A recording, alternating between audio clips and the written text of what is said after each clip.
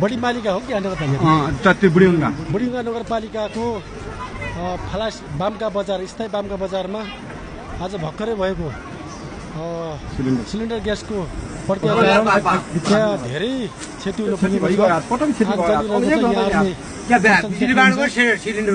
हेर्नुहुन्छ यो पक्की घरहरू पनि चलिसकेका छन्। त्यो पानी हान्नुपर्ने हेर्नु होला पुरै तपाईँको यो आग लागेर माथिको बजारमा थोरै बाँकी छ, तलको बजार सबै चाहिँ जलिसकेको छ। यहाँहरूले हेर्न सक्नुहुन्छ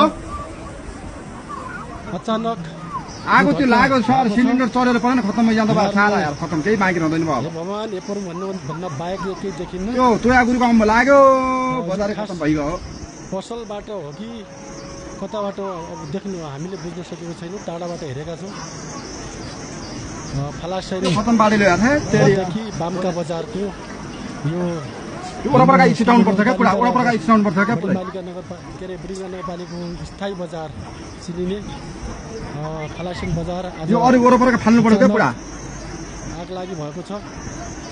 सम्बन्धित निकायले ध्यान दिए सायद यी पसल बाँच्न सक्छन् कि यकिन क्षतिको विवरण आउनु बाँकी छ।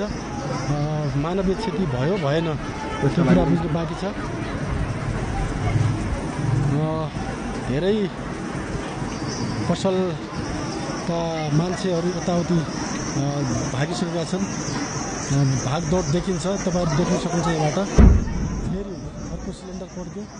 यहाँहरूले त्यो आवाज सुन्दै हुनुहुन्छ।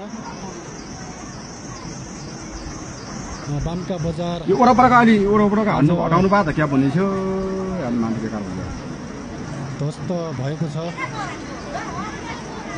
यहाँहरूले देख्न सक्नुहुन्छ छेउबाट लाग्यो छेउबाट लाग्यो हो त्यसलाई हटबाट फालिदिनु त्यहाँ यो तलतिर चल्दा होइन त्यहीबाट सुरु भयो त्यति हद्दा